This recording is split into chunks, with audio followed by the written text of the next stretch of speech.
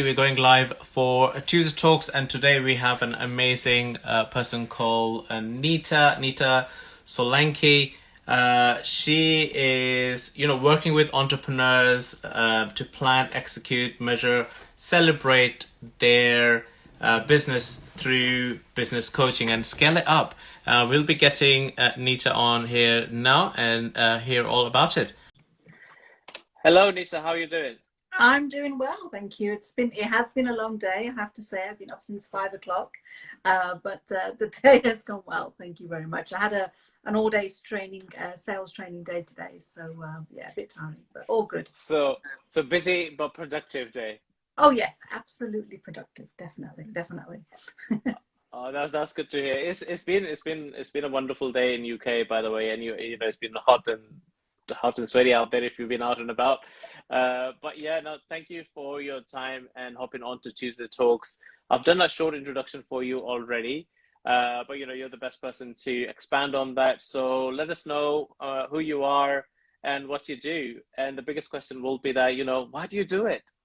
Oh wow. Yeah, that's an interesting question because I have to say even I didn't know that at first. So yes, I'm a business coach for entrepreneurs and established businesses that have been around for a few years and businesses that have reached their plateau and they want to be able to scale their business. And I'm all about sustainable growth. So I help businesses to, as you said, to plan, to grow, measure, but also support them and celebrate because a lot of businesses, they're so busy focusing on sales that they actually forget to celebrate. And so I actually started off as an accountant and found myself passionate about processes and better ways of working and making change for the better. I don't like tedious processes if it can be automated, finding an easier way to do things. And that actually led me to go into business consultancy. And I've been doing that, give my age away now, about 25 years at least. So yeah.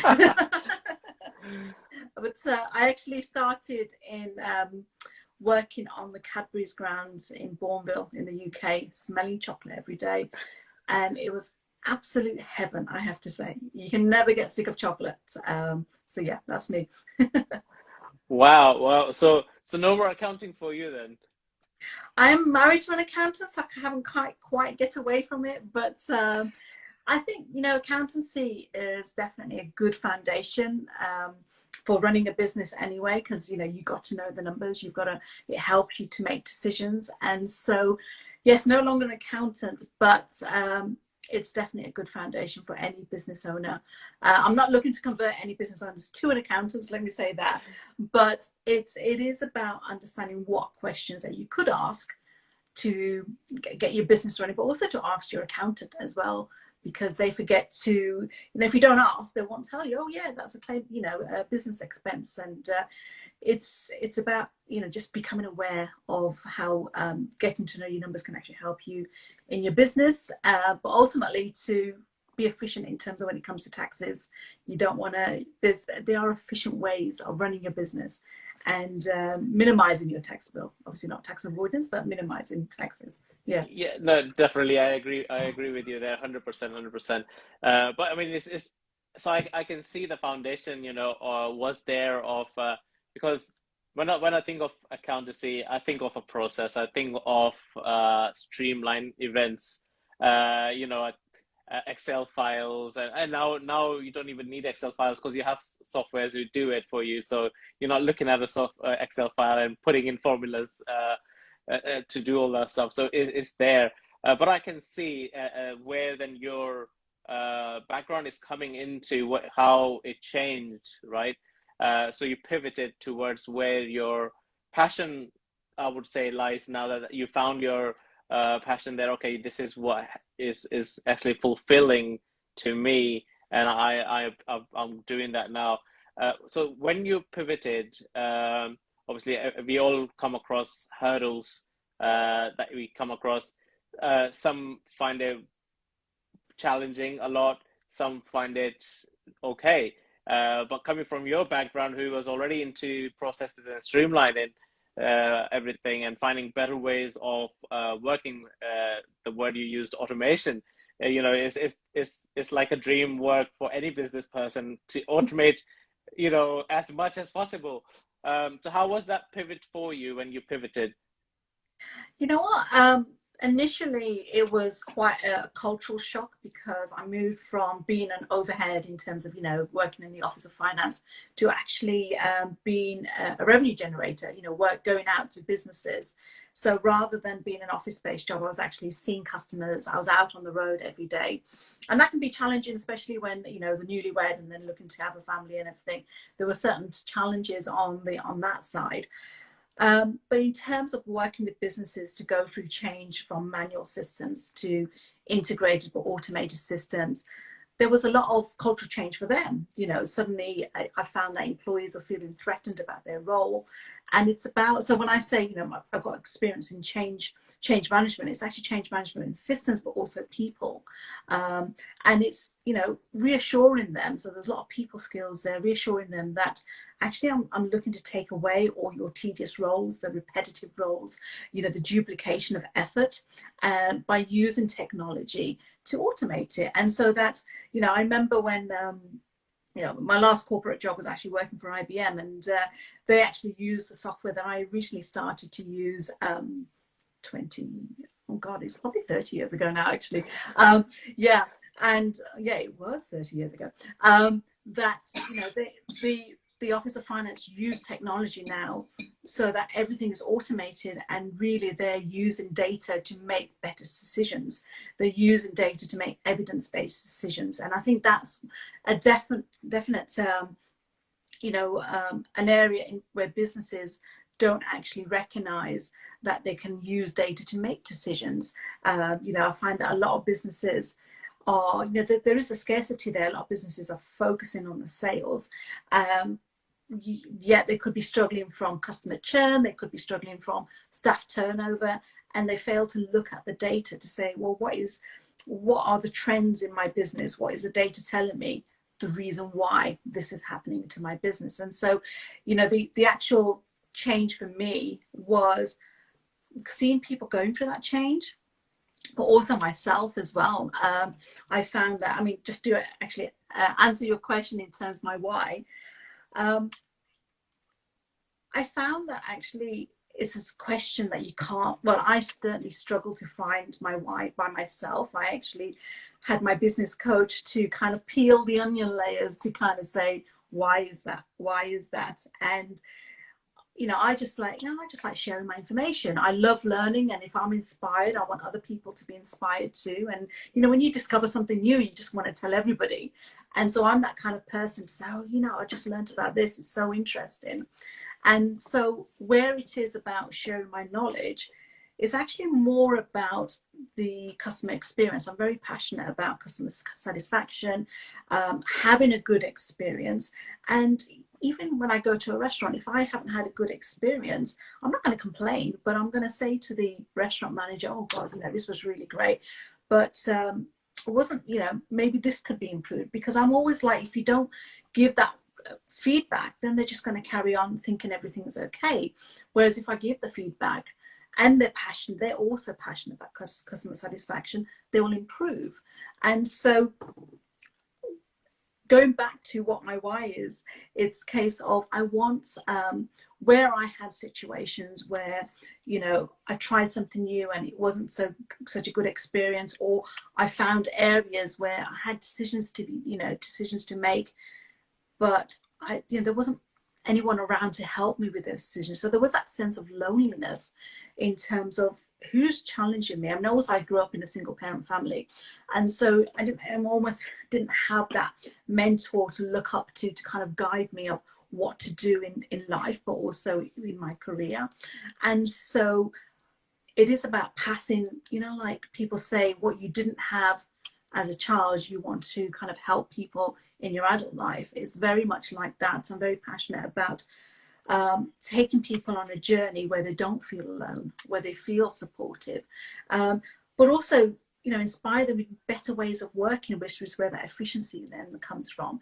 And so I find that because of all the business experience that I've had, the accountancy experience, the change management, the systems automation, but also working with KPIs and analytics, I want to kind of put that into a way of actually helping businesses grow their business. But I also have, I'm very passionate about the well-being of business owners. So I was like, if you want a healthy business, actually you've got to be healthy yourself.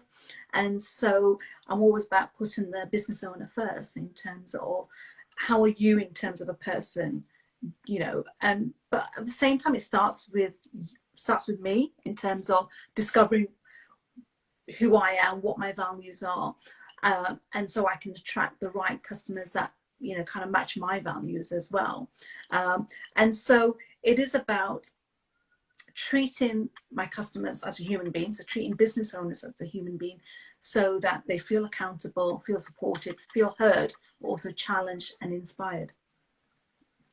And I love this actually, the whole journey that you've shared of being inspired to inspire others by just what you've learned, and I know that feeling, when you're learning something new and you're being all this creative, creative juices are flowing that you didn't know that existed are there now, and you're like, oh, we want to share it with everybody. I can totally resonate with that 100%. You've just found something new. You're just like a little baby that time. Oh, look at this, and it's a new way of doing things. I love that. But I'm really fascinated about your passion for creating also that well-being of the person who's running the business, right? Because the person is the business. If the person is not there, the business is not there, right? Unless obviously they automate it, and hence you want to automate it so that you can have more time for yourself and do the things that you would actually enjoy or relax before the crunch time comes for the business. Obviously, business needs you to allocate a certain amount of time, so you need to give that. But then you also need to take some time away so that you're refreshed. So when you need to sit down and crunch those numbers, crunch your orders, or whatever your business does, you need to knuckle down on that. You need that mind to be free and not just overwhelmed. What I've noticed is once you're overwhelmed and working too hard on work, you become tunnel vision. So if you are even making an error, you're not going to see that error until it's too late, unless it crops up further down the line. Oh, this was the error made. And that could be just a little negligence of because you were tired, or because you wanted to meet the deadline, because you wanted to deliver this service to someone. It's there. And taking that time, 5 minutes, 10 minutes for yourself as well-being. Now the well-being is a word is getting thrown about a lot. And for me, I think it's lost its meaning in certain places. It's just the word that people just like throw around. Oh yeah, look after your well-being, mind your well-being, or well-being this and that. But the actual well-being is yourself. Nobody can actually give you that. It is you. It is you who has to actually own that and follow it. You have to take that time out, go for that walk, if that's what you like, go to the gym if that's what you prefer, go to the spa if that's what that it is. I'm not saying you will do that every day, but that's those things that tick the boxes for you, like, okay, this is me time. I am taking well-being time, or eating a bit more healthier. That's part of well-being as well. So you choose what works for you. You don't go 100% in terms of, oh yeah, I'm going to go cold turkey and just do everything that is on the list of well-being. But you choose what works, and then slowly expand. And that's how I look at well-being. So is that, is that the correct way of looking at it? What's your input? Yeah, you've put some, important points out there. Is that, first of all, success means different things to different people, but also well-being means different things to different people. People get motivated in different ways. And so, as you said, the only person that can heal someone is actually themselves. But at the same time, they need to spend time on themselves to say, what will help me get out of bed? You know, what is my motivator? Am I a morning person? Am I an evening person? Is it the spa that's going to help to revitalize me, or is it just a run in the morning? And so people need to find what wakes them up, enlightens them. At the same time, as you said, when we talk about well-being, it's a form of self. It's a lot of people, I mean, I'm going to say especially females and moms, see it as being selfish, but actually it's self-care. You take time out, when we go on an airplane, look after yourself so that you can look after others. Exactly with business. Look after yourself in terms of form of self-care, so that you can actually look after your business, look after your family and your loved ones. But also I find a lot of businesses, especially in the first 2, 3, 1 to 3, even 4 years of their business, they're so focusing on living their passion, which is their business that they created, that sometimes it could be a bit of micromanagement, but sometimes it could be, I've started to do everything. I have my way of working. Who could possibly take over? And that's where the overwhelm can come in. But at the same time, I always say that, you're living your passion. That doesn't necessarily qualify you to know how to run a business. And so as a business owner, you need to kind of look at yourself to say, and I know we've jumped from well-being to the actual business owner, but you need to look at yourself to say, what are my actual strengths? What do I enjoy? In fact, also, what don't I like about running a business? Do I want to delegate it? Or is it because there's a knowledge gap, in which case do I want to learn it? And so by doing that SWOT analysis, strengths, weaknesses on yourself, you get to, take the load off to kind of say, you know what, I hate marketing. Let me give that to somebody else. But actually, I find Instagram Reels interesting. So let me learn a little bit about that, because I see it as fun. And so by taking some time out to see how you can evolve, adjust, have that growth mindset, suddenly you can take a stressful running a business job into something that's more enjoyable, but also having time out to work on your business rather than too much in the day-to-day of your business, because then you'll find that you're not spending time on the long-term planning of the business as well, which is actually quite crucial, especially if you actually want to grow and expand into various markets or products or services.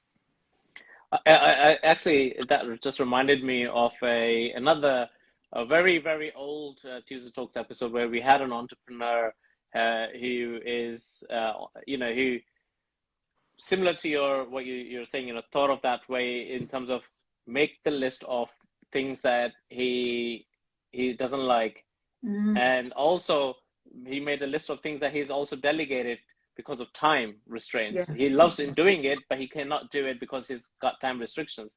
So the time constraint. So one of them would have been that taking. So he was doing merchandise, like T-shirts and so forth, clothing side of the business. So he would have to take merchandise pictures with the models and all that sort of photo shoots. So he would have to hire a photographer, hire the studio and all that stuff. He ended up creating a studio in his house.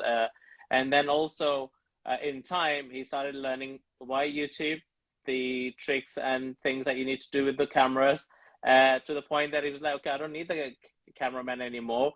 I will do them myself. So he's also saved that money. He's also saved the time of booking the person and making sure that you have to go with what his availability is of the photographers as well.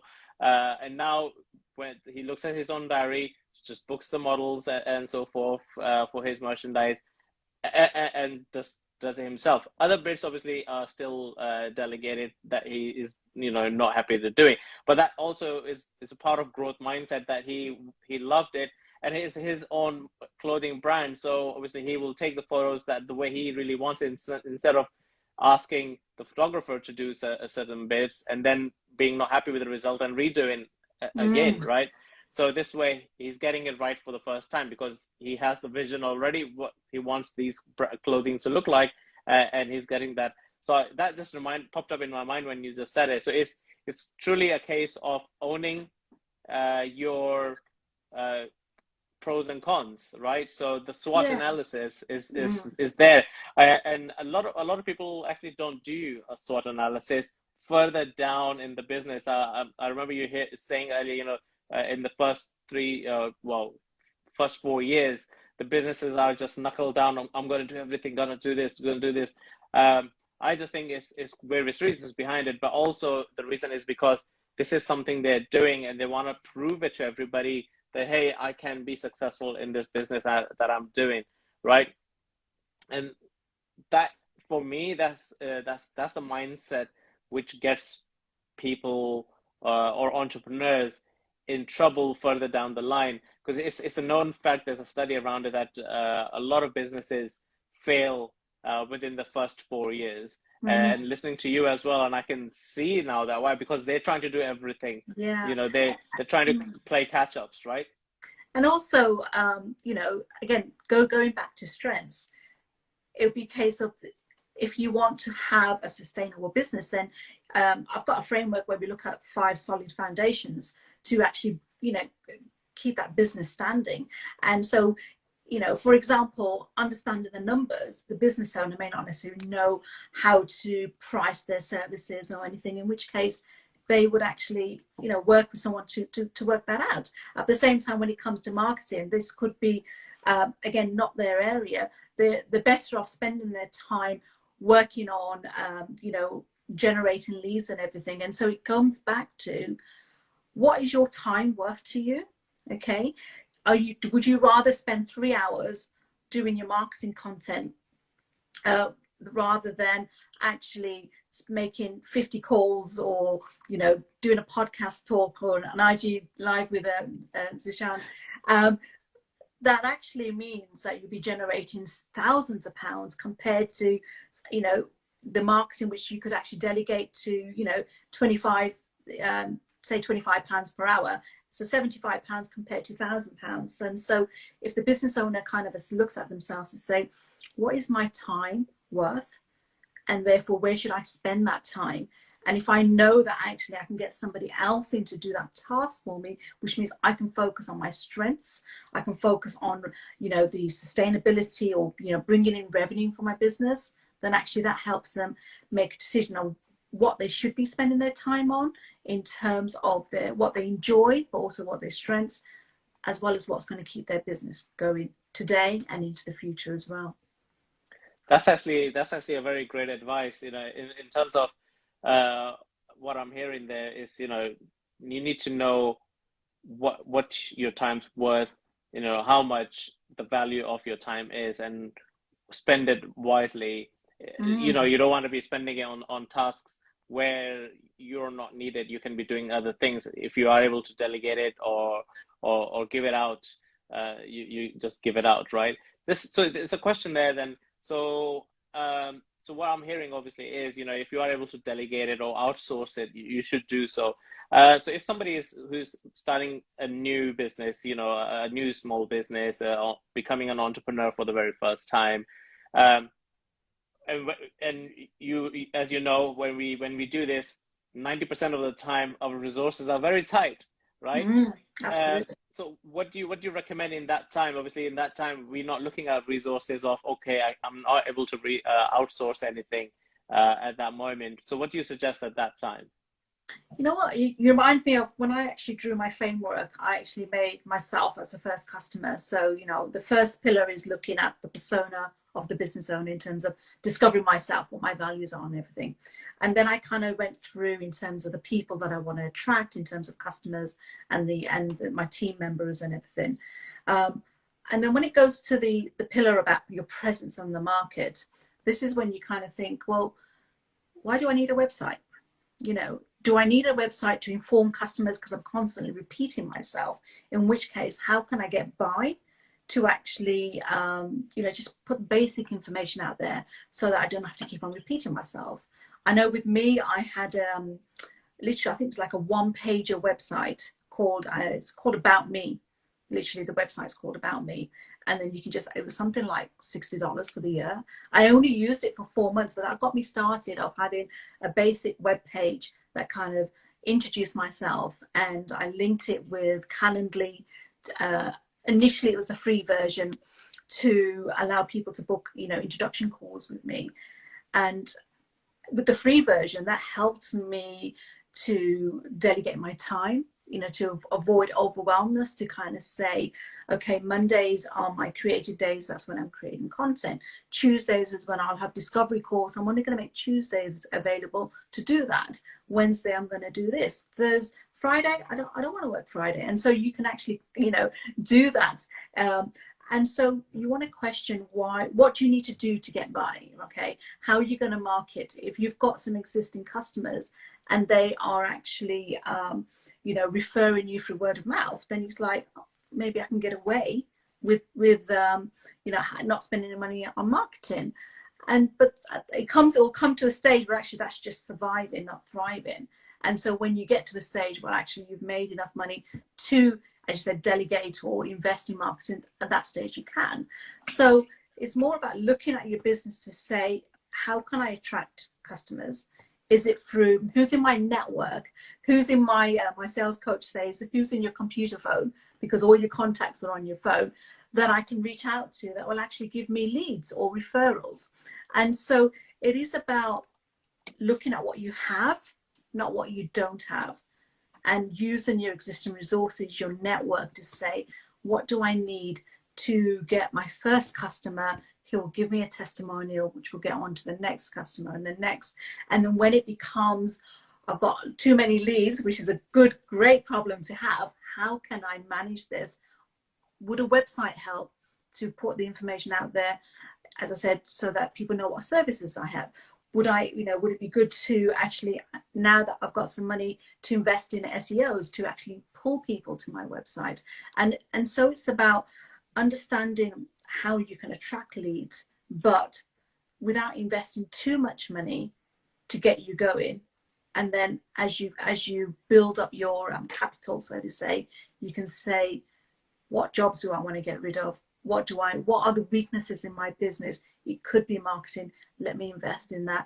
It could be, you know, my end of year is coming up and I need to invest in an accountant to sort everything out. You know, you'll find that as you go on, spend time on your business as well as in your business, because, you know, especially when it comes to taxes, they say ignorance is no defense. You've got to be able to submit your taxes, and so you can run away for so long and they'll just catch up with you. So yeah, you know, look at your business to kind of say, who am I? What are my values? Who do I want to attract? Who are the people in my business? Are they dragging me back, or actually are they helping me forward? But also, who is my ideal client? Who is in my network that I can reach out to? My presence in the market, and as you go along, you'll be looking at your processes and you know, how to get smarter with your costs and things like that. But to start off with, again, it's not what you don't have, it's what you have got already within your computer phone, but also within your knowledge and your network and everything like that. I love that answer, actually, and it's so profound, that in terms of, and simple, that you know, a lot of people give it a miss because it's that simple, right? Because it's a case of, look at like your computer phone, right? Is there, and you have the resources already. Instead of becoming a tunnel vision and putting yourself 100% into the business, which is great. Put yourself 100% in the business, but don't become tunnel vision in terms of, okay, you're just looking at the end line. And I love the way you put out there, you check your network. And the network does not mean you have to have other business people or you know, or somebody else who is doing something. You know, it could be your friends, family, who could help, right? You might know somebody who's an accountant within the family. You might know somebody who loves spending time on TikTok, for example. Well, you know? teenagers love that. They see it as a hobby. I know with my brother, he actually gets his daughter to do his social media, and she's like, "I hope you're going to pay me for that." But you know, for her, it's fun, and so you'd be surprised of how many people are out there that will actually be willing to help you as well. Absolutely. Exactly. So I'm a big believer of that as well. That your network is around you already. You have a support network. We just don't see it as a support network because we are tunnel vision. And oh yeah, I need to all do all of these tasks and I need to be successful. I need to prove, you're trying to prove things to somebody outside, who don't even actually care about that, whether you succeed or not. Oh yeah, you've got a business, wonderful. Okay. It's your business. So you need to obviously take, and I always say, so how often do you suggest to do SWOT analysis, let's say in a year? How often would you say to do that? Is it something to do very often? Yeah, before I answer that question, just one thing I wanted to say was you kind of want to have 3 peer groups, okay? Those that you learn from, okay? So people that are, maybe a couple of steps ahead of you, you want to learn from them in terms of what did they do right, but actually what didn't they do right, and how can I learn from their mistakes so actually I can do it better. But it's important to actually do it your own way.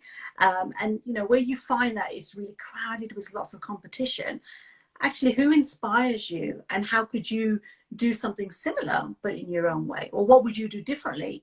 And so you could use people in your network, your competitors, your influencers, to kind of say, how can I learn from that, and use it as a form of inspiration to take your business forward. So you want that, top peer group of who can I learn from, as well as business coaches like myself that will take you on that journey. Then you want people that you're going to laugh with. Life's, it's got to be about, obviously earning money, but also having the time to actually enjoy it as well. People that understand you. So you want those peer groups, people that are at the same level as you, that you can laugh with, that understand you. And that doesn't necessarily have to be your partner, because they probably don't understand what you do on a day-to-day job. So think about who can you laugh with. And then you've got who can you teach. Now, these could be your staff, but also your customers as well. So it's important to have that balance. And again, this is something that I learned from all the courses that I invested in. But going back to your question in terms of SWOT analysis, it actually depends, because it could be on a quarterly basis. But I would say when you find yourself getting stuck, to kind of say, oh my God, what do I do? Then you want to look at your business to say, well, actually, what is working well on my business? Do I need to carry on? So when I go with, so I do a 91-day strategic planning package for my customers. And the first thing we do is that SWOT analysis, to say, what's going well on your business? What are your strengths? And let's identify those, because you want to carry on doing them. Okay. But then what isn't going so well? And that's when we go on, do you want to delegate? Do you want to improve it? Do we need to invest to learn about it and everything? So when you find you're at that plateau, that you're stuck on, you're exhausted, and, you're working too much in your business rather than on your business, or you've got too many customer complaints, or a backlog of getting back to your customers, that's the way you got to look at your business to say, where am I the bottleneck? In which case, do I need to delegate? Is my frontline staff the bottleneck, or do they need to be retrained? And so you'll naturally know a time to kind of say, I just can't take this anymore. I need to stop, slow down, and see what's working and see what isn't working, so I can sort myself out, and the business as well, obviously. I love this, actually. That's actually good. So you just need to know the time, when the time will come anyway. So you just need to know, okay, this is the time, and we need to do it. So I can see the passion and the drive for you to do this, and it is great that you are able to help that 90 is it 91-day plan, did you say? Yeah, because a lot of businesses, a lot of coaches do 90 days, but I'm about going that extra mile of, that extra day. It's like, I'll love you for forever and a day. That's me. Oh, I see. Okay, because that's what I was asking. What's the one for? I've done quite a lot of 90-day plans. That's 91 day, 1 day extra. That's when we're heading to the pub to celebrate. Yeah, exactly. Oh yeah. Actually, no, I like that. Actually, I'm not going to take all credit. It was my sales coach's idea, but yeah, it definitely actually reflects me in terms of I'll go that extra mile to kind of, do what I'm saying do, but actually go that extra mile to make sure you're okay in the long run as well. So yeah, but yeah, the extra day is to celebrate as well, because I love to celebrate. Absolutely. Yeah, on the subject of celebrations, how often do you think is to celebrate as well? Because is a lot of celebration for the business is too much, or do you think, oh yeah, or you celebrate the big milestones only, or all the journey throughout? So what's your take on that? It's funny because it depends on what I was going to say. I know when I first started in the corporate world in sales, we used to literally have sales kickers every quarter. So it used to be like celebrations every quarter. But that's because our goals were set quarterly. And so you look at your goals. Obviously, you've got end goals in terms of why you started your business. And, you have like a 3 to 5 year plan. But you want to break that down to keep yourself motivated. And so when you've got a 3 to 5 year plan, you want to break it down to 12 months, then to quarters, and then monthly and possibly weekly, depending on the nature of your business. And so you want to celebrate every small win. Now that form of celebration could be, you want to take a day off and take the team out for, an afternoon lunch. It could be that you just have a little toast team meeting and say well done to everyone. Everybody will celebrate in their own ways. But when it comes to your team, people get motivated or want to be rewarded in their own way. And so, not everybody wants money as a reward, so this is talking about the team. I know with me, when I was working at Cadbury's, we used to finish 1 hour early on a Friday. And that was precious because suddenly you miss all the traffic. It's the weekend. It's great.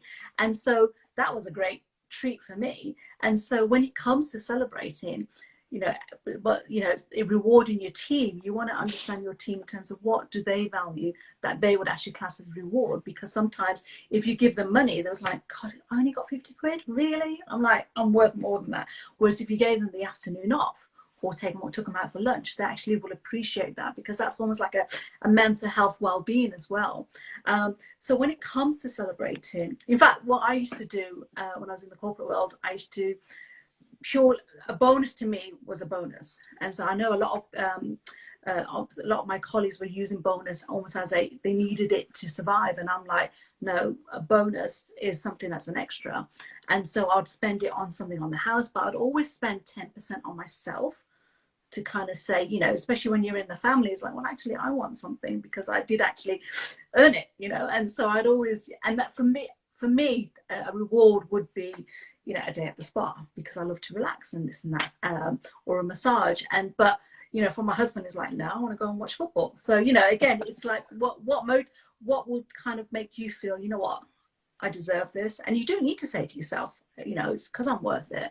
And but also the small celebration, you need to kind of have those little mini bite-sized chunks of celebrations to keep the motivation, to kind of say, what, it's, although we want to get to 4 million to 20 million, the fact that we've gone to 5 million actually is an achievement. And so we should celebrate that. So, if I was going to wait till 12 months before I celebrate, I'm like, so it's like going on holiday. It's like, really, I've got to wait till August to have a holiday. I want something now. I want a short weekend break now. The same would apply in business as well. That motivator to keep going.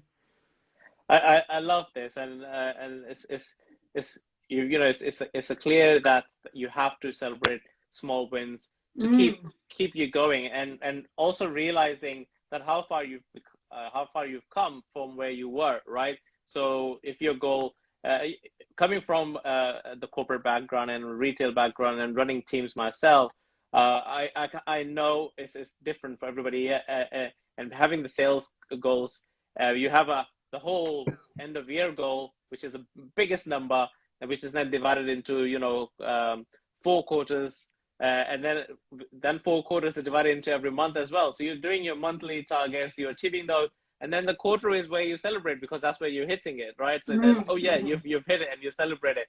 But that's so far long away, right? But I remember the times when I was managing teams. It'd be a case of, right, you can put it out to the teams, right? Okay, what do you want to do? We've been doing so well for the past few days. Weekend's coming. Next weekend, what do you guys want to do? Do we go out after work? You can dinner or whatever, lunch on work expenses, or everybody gets to go home an hour early. Throughout the week, we'll obviously just party, of course, and not everybody can go out at the same time. But surprisingly, as you said, everybody would want to go home an hour early.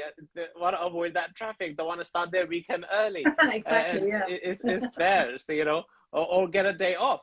So it's so many different things that mean to everybody for celebration, and those things are appreciated more than any bigger gesture that would have Mm. happened in a quarter or end of the year, a big huge party that usually happens in sales teams. So so and then those small wins up to there is celebrated. I love that. So the biggest question would be also, we know your passion and we know your drive to help everybody, and so much golden nuggets that you've shared now definitely will help a lot of people here now.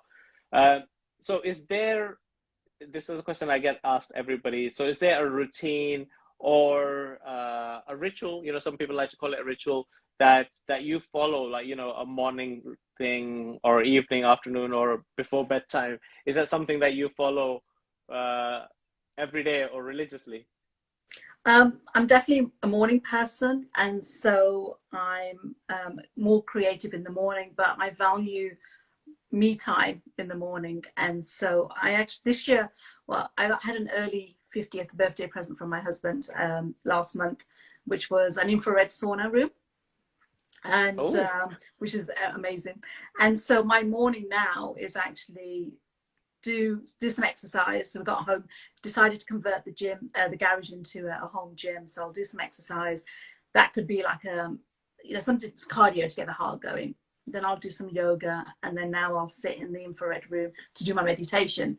So it's a form of relaxation where I'll do some some visualizations as part of the meditation, but it's also just helps to relax the mind, and that kind of sets my, gets my energy levels up. Okay, and then I'll go outside in the garden. I've got a gorgeous oak tree in the garden, and so I'll feel the energies. I love the nature. I love being outdoors and nature and everything, and then that gets me going in terms of just to start the day. And one thing, it's gone out of date now, so I know I need to do it. Was what I said earlier, sort of like plan my days to say Mondays are going to be for this, Tuesdays are for this, Thursday is my education day. That's when I'm doing my certification for my business coaching and everything. And Friday afternoons, it's me time. So you won't be able to book an appointment with me because, that's my time. And a Wednesday afternoon will be friends time. And so by sorting out the days of what I want to do, you're actually disciplining yourself, but also you're putting the message out there to say, okay, I'll work evenings on a Tuesday and a Thursday, but actually not on a Friday, and you won't actually have the availability. And so you're being kind to yourself, but also as a business owner, you set an example for your team members. If I'm sending out emails silly hours, then my team might want to impress me and also reply, and actually that's not good for them, it's not good for you. And so you do want to set that example. But yeah, if I obviously I don't do it every day, because sometimes you just want to lie in. Okay, so maybe once or twice a week I'll get up and not actually get out of bed, but that's actually quite rare because I normally do my routine, have a shower, and then jump back into bed. I've even done that as well. But that has to be on the weekend. Yeah, for me, so long as I have that time to myself just to kind of process how I want the day to go, but also reflect on yesterday, that kind of gets me going. And I think that's a really important thing, of taking time out for yourself to say, it's almost a form of SWOT analysis, to say, what's going well for me, but what isn't. How did I feel yesterday, and how can I make today a better day? If I find that if customers aren't feeling so good in the morning, I kind of get them to rate themselves, to say, well, or before a coaching call, how do you feel today? And they could say, I feel like a 2 out of 10. And it's like, well, why don't you ask that question to yourself every morning to say, how do you feel? And what will it take to get you to a 4 out of 10, or even a 7 out of 10? And then maybe, kind of have that as a downtime to say, what did I do to get myself from a 2 to a 7? And so if I find myself at a 2 out of 10 again, it'll remind me of, actually, if I just do this one thing, which could be going for a walk, could be calling a friend, or it could be, not doing any sales calls that day, whatever it takes to actually take them to say, you know what, today's been a productive day. and it doesn't always have to be financial. It could be a productive day in terms of reflecting on myself, taking time out for myself. It could be a productive day in terms of sorting out a customer issue and this and that. And so, you know, have that clear mind of what my intention is for that day, or the various meetings that I have that day. Who am I going to be presenting myself as for that day? Because we all have different roles, different hats to play. That kind of sets my day by having that morning time for me. Wow, that's actually wonderful to hear, to have that morning time. You know, for a very long time, I was not a morning person to begin with. Now I'm 50-50. You know, as you said, you do want to have that lie-in as well now and then. But now, yeah, I think the body clock has adapted to me just waking up early. It just wakes up Yeah, 5 o'clock at that time. Yeah, that's exactly it is. It just wakes up at 5 o'clock. But then, you know, you push yourself back into like, yeah, I just need to lie in. So you do that. So and I love that. So it's taking you know, perspective of me time. Now everybody will have a different perspective of their me time. I love you do a bit of everything. You know, you're doing your workout, you're doing the meditation, and what was it? Was it hot room? Was it? Yeah, the infrared sauna. But actually, you just reminded me of something, because I listen to a lot of podcasts, and so I'm forever learning.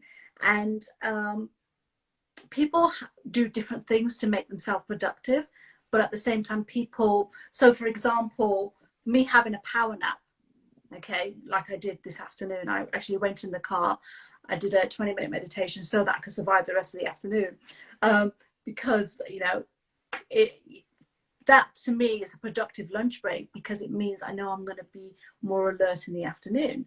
For other people, it could be I need to go for that jog so that I can actually be more productive. I remember when I was working at Cadbury's, most days I'd go to the Cadbury's staff shop and have chocolate, which was great. And then it got to the stage, well, actually my afternoon breaks I needed to go for a swim. And so that was making me productive for the rest of the day. And so, you know, a lot of people think of sleep as you know, God, 8 hours sleep, you know, I don't have that time. But actually, you know, your brain needs it, because it's like you know, we can detox our body. Our brain needs a detox. It needs to, you know, process everything that's going on and everything. And so having sufficient sleep is really important.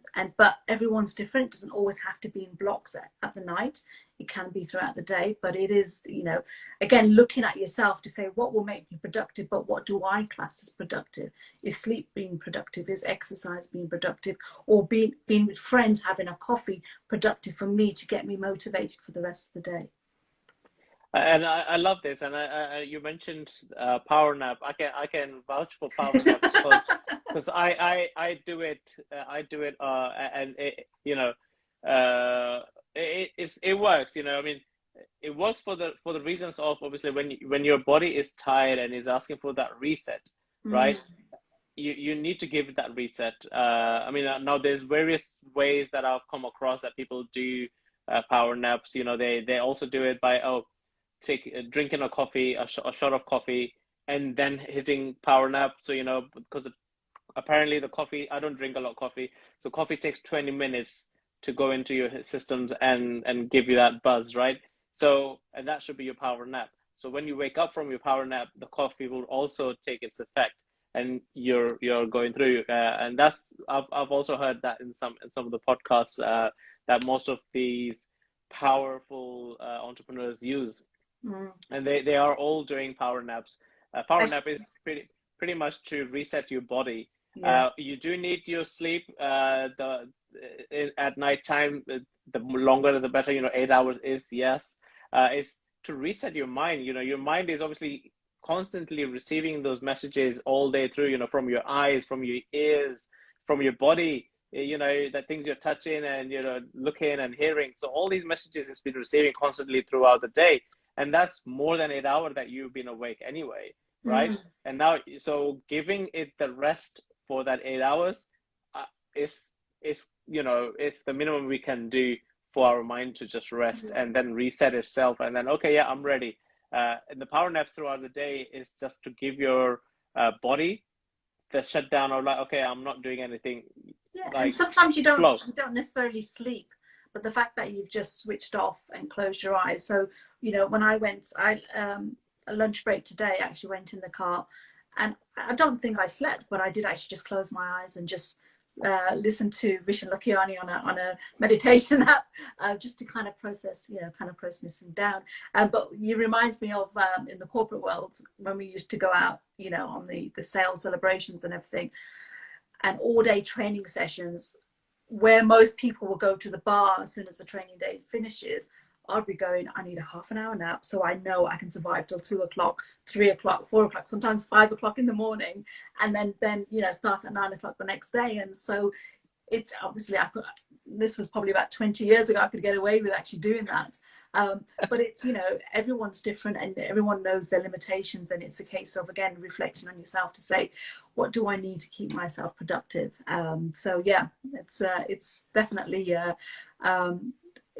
it is important to have your sleep, but at the same time, actually one thing I was going to say was, I know one of my clients, she was quite overwhelmed in everything and she was struggling to sleep. And I said, well, actually, what you need to do is journal, not what you did during the day, but actually journal what's been going on in your mind. You know, what made you upset, what excited you. And just by allowing that handwriting journal, your brain processes the day. And so when you go to bed, it's ready to sleep. Okay, because if you go to sleep with so much on your mind, your brain's going to be so busy thinking about it that you're going to struggle to sleep. Whereas if you write it down to say, and I do it every night, you know, I'll kind of say, I was upset about this, or, you know, I got really excited about this. I'm preparing about this the next day. And so in a way, I've set that intention, but I've processed my day mentally. So when I go to bed, I know my mind's at rest and it's ready to go to sleep. I love this actually. That's actually that's thank you for you know, expanding that as well. It's great. I think we will be coming to an end now, so we should be wrapping this up. So it was thank you for coming on to Tuesday Talks, and you know, sharing Thank you. the wealth of the knowledge that you have and your experiences as well. So what would you like to say to the viewers and listeners that are watching this now or listening to this as a podcast later on as well? What would you like to say to them as we wrap things up? Ooh, that's a difficult one, actually. I was going to say the biggest thing is, as a business owner, reflect on yourself, get to know, you know, what your values are. For me, it's honesty, respect, and courtesy. They're kind of my personal values. When I'm around others, I want to bring that positive environment. I want to be smiling and I want to be sharing my knowledge. So think about what kind of environment you want to create when you're around people, but also how you want to interact. You know, for me, I want the gratitude, but also respect mutually, and also transparency. The kind of environment that I want to work with my clients is that transparency of, if I feel uncomfortable about something, I'll share it with them. If I find that I can't help them, I'll share them to say, look, I'm not the expert in this, but I know somebody else that can help you. And so by looking at yourself in terms of what you value, you can then, that will help you put your marketing content out. It will help you communicate what your values are, so you attract customers, like-minded people that you want to work with, but also team members as well. And so start with yourself and then portray it out in your business, and that will make the authentic business that you want. But the key thing is, you know, and I think I always end doing this, is, you know, don't be perfect, just be real. Well, I love that actually. Yeah. So don't be perfect, be real. That's actually good. You know, and a lot of people just strive to perfect everything, making sure Guilty. that the final the final result is as better. You know, it should be portraying something. But you know, thank you very much for this, and thank you very much for everybody who is watching us this live on Instagram. This will be posted left as IGTV for you to rewind and watch if you just joined us. And if you're listening to this on our podcast as well, thank you very much. So for everybody else, if you found this episode inspiring, or you had a a spark by listening to this. Now it's our duty to share this with everybody else, or just tag somebody into this episode, because we don't know who's just woken up or gone to bed thinking of a better day than what they had. So, and if you have that spark, it might just create that spark in them as well. And that's all what we need to inspire others. So I'll urge everybody to inspire. Sorry, you were saying? No, I was going to say, absolutely. It is all about inspiring others. And so going out, I mean, I always say in the morning, give me the words that somebody else needs to hear. And whether it's live or somebody hears it later on, if they need to hear it, then I know I've made the impact that I need to do. So yeah, thank you. Wow, amazing. So thank you very much. And if people need to get in touch with you, how can they reach out to you? Okay, so I tend to hang out more on LinkedIn. So you can find me, Neeta Solanki, business coach, or as well as Instagram, I am Neeta Solanki. Thank you very much. Awesome. So thank you very much, everybody, for giving your time. And thank you very much, Neeta, as well, for your time. Everybody, we'll see you next Tuesday again with another incredible entrepreneur person. And thank you very much again, Neeta. So bye. Thank you. Thank you, Z. Bye-bye.